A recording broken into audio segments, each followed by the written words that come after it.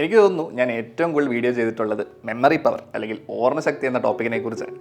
കാരണം വേറൊന്നുമല്ല, എൻ്റെ പേഴ്സണൽ മെമ്മറി എന്ന് പറയുന്നത് കുറച്ചധികം വീക്കായിട്ടാണ് ചെറുപ്പം തൊട്ടേ എനിക്ക് തോന്നിയിട്ടുള്ളത്.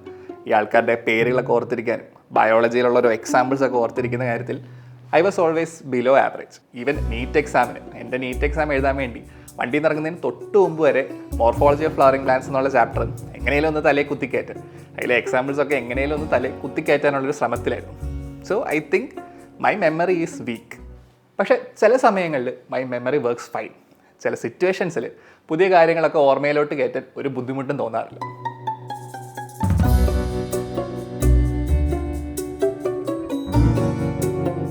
മെഡിക്കൽ കോളേജ് ചെന്നിട്ട് സെക്കൻഡ് ഇയറിൽ നമുക്ക് പഠിക്കാനുള്ളൊരു സബ്ജക്റ്റാണ് ഫാർമക്കോളജി. ഈ മരുന്നുകളെക്കുറിച്ചും അതിൻ്റെ മെക്കാനിസം ഓഫ് ആക്ഷനും കുറച്ച് ബയോകെമിസ്ട്രി ഒക്കെയാണ് ഈ സബ്ജക്റ്റിൽ നമുക്ക് പഠിക്കാനുള്ളത്.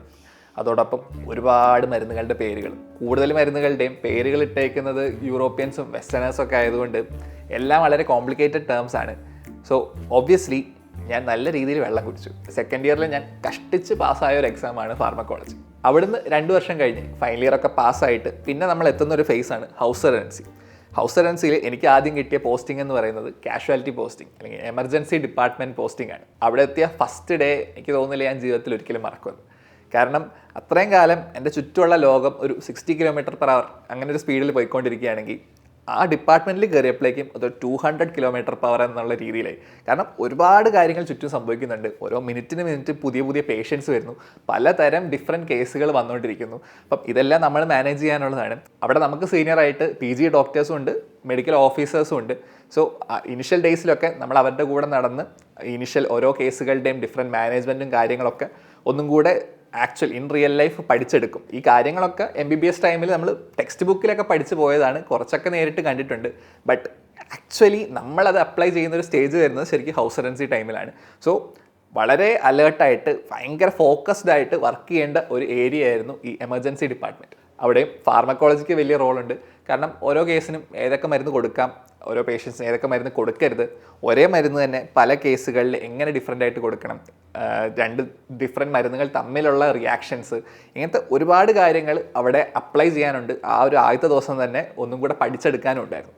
ദ തിങ് ഈസ്, സെക്കൻഡ് ഇയറിൽ ഞാൻ ഒരാഴ്ച എടുത്ത് പഠിക്കുന്നതിനെക്കാട്ടും കൂടുതൽ കാര്യങ്ങൾ ഹൗസ് സർജൻസിയിൽ ഫസ്റ്റ് ഡേ തന്നെ പഠിച്ചെടുക്കാൻ സാധിച്ചു.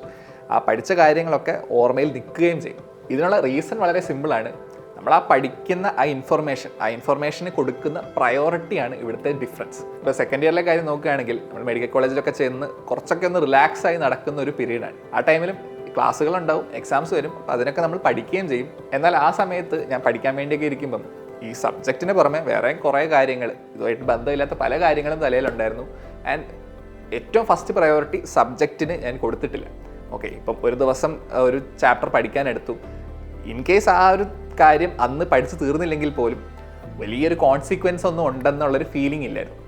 ഈ സെയിം കാര്യം നമ്മൾ ഹൗസ് സർജൻസിയിലോട്ട് എത്തിയപ്പോഴേക്കും ഇപ്പോൾ ഒരു പേഷ്യൻറ്റിനെ മാനേജ് ചെയ്തു. ആ മാനേജ്മെൻറ്റ് ഒരിക്കൽ പഠിച്ചാൽ, ഒരിക്കൽ കണ്ടു കഴിഞ്ഞാൽ ആ കണ്ട കാര്യം അത്രത്തോളം ഇമ്പോർട്ടൻ്റ് ആയിരുന്നു. കാരണം ഇനി ഇതുപോലെ സിമിലർ ആയിട്ടൊരു പേഷ്യൻറ്റ് വരുമ്പം I have to manage that. So അവിടെ വെച്ച് എനിക്ക് കിട്ടുന്ന ഓരോ ഇൻഫർമേഷനും അത്രത്തോളം വാല്യൂ ഉണ്ടെന്നും അത്രത്തോളം വാല്യൂ കൊടുത്തും ഇത് പഠിക്കാതെ വേറൊരു ഓപ്ഷൻ ഇല്ല എന്നൊരു മൈൻഡ് സെറ്റിലാണ് എൻ്റെ ബ്രെയിൻ ഇരുന്നത്. അത്രത്തോളം ഫോക്കസ്ഡ് ആയിട്ടാണ് ഇരുന്നത്. എൻ്റെ മുമ്പിലുള്ള പേഷ്യൻറ്റിൻ്റെ ആരോഗ്യം എന്ന് പറയുന്നതാണ് എൻ്റെ തലയിൽ ആ സമയത്തെ നമ്പർ 1 പ്രയോറിറ്റി. അവിടെ വെച്ച് എന്തെങ്കിലും ഒരു കാര്യത്തിന് ഞാൻ വലിയ ശ്രദ്ധ കൊടുത്തില്ലെങ്കിൽ അതിൻ്റെ കോൺസിക്വൻസ് എന്ന് പറയുന്നത് മേ ബി എൻ്റെ പേഷ്യൻറ്റിൻ്റെ ആരോഗ്യം അല്ലെങ്കിൽ പേഷ്യൻറ്റിൻ്റെ ലൈഫിനായിരിക്കാം. So I hope it is clear. ഈ സെക്കൻഡ് ഇയറിലും ഹൗസ് സർജൻസി ടൈമിലും അൾട്ടിമേറ്റ്ലി ആ ഫാർമക്കോളജി എന്ന സബ്ജക്റ്റിൽ പഠിച്ച കാര്യങ്ങളൊക്കെ സെയിം ആണ്. ബട്ട് സെക്കൻഡ് ഇയറിൽ കൊടുത്ത പ്രയോറിറ്റി അല്ല ഹൗസ് സർജൻസിയിൽ ഞാൻ ആ ഇൻഫർമേഷന് കൊടുത്തത്. This is a very important part of creating strong memories. So നിങ്ങൾ പഠിക്കുന്ന ഒരു കാര്യം നിങ്ങളുടെ മെമ്മറിയിൽ നിൽക്കണമെങ്കിൽ ആദ്യം ചെയ്യേണ്ടത് you have to make sure that you are giving importance to that topic. ഒരുപാട് ചിന്തകൾ നിങ്ങളുടെ മനസ്സിൽ ഇങ്ങനെ വന്നു പോകുന്നുണ്ടാവും, ഒരുപാട് സ്ട്രെസ്സുകൾ ഉണ്ടാകാം, ഒരുപാട് സെൽഫ് ഡൗട്ട് ഉണ്ടാകാം.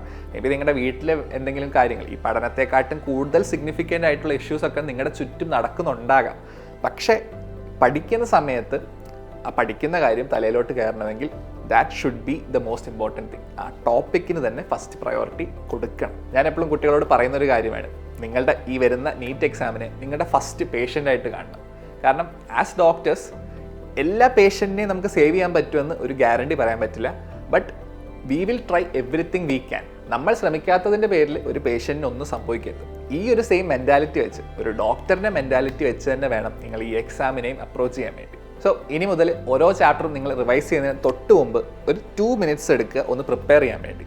ആ ചാപ്റ്റർ എന്താണ് പഠിക്കാൻ പോകുന്നത്, ആ ചാപ്റ്ററിലെ മെയിൻ ഹെഡിങ്സ് ഉണ്ടാവും, അല്ലെങ്കിൽ മെയിൻ കോൺസെപ്റ്റ്സ് ഉണ്ടാവും, അതൊക്കെ ഒരു സെപ്പറേറ്റ് ആയിട്ടൊന്ന് എഴുതി വെക്കുക. അത് പഠിച്ച് പോകുന്നതനുസരിച്ച് അത് ടിക്ക് ചെയ്ത് പോകാൻ വേണ്ടി. ഓൾസോ ഒരു ചാപ്റ്റർ നമ്മൾ വായിച്ചു തുടങ്ങുന്നതിന് മുമ്പ് തന്നെ എന്തൊക്കെ ടോപ്പിക്സ് പഠിച്ച് പോകാനുണ്ടെന്നൊരു റോഡ് മാപ്പ് തലയിൽ ക്രിയേറ്റ് ചെയ്താൽ അതും ഈ പറഞ്ഞ മെമ്മറി ഫോർമേഷനും നമ്മുടെ ഒരു ഇൻഫർമേഷൻ പ്രോസസ്സിങ്ങിനെയൊക്കെ ഹെൽപ്പ് ചെയ്യും. സോ ഓരോ ചാപ്റ്റർ റിവൈസ് ചെയ്യുന്നതിന് മുമ്പ് ഇങ്ങനെ ഒരു 2 minute എടുത്തൊന്ന് പ്രിപ്പയർ ചെയ്യുക and tell your self that this topic is very very important.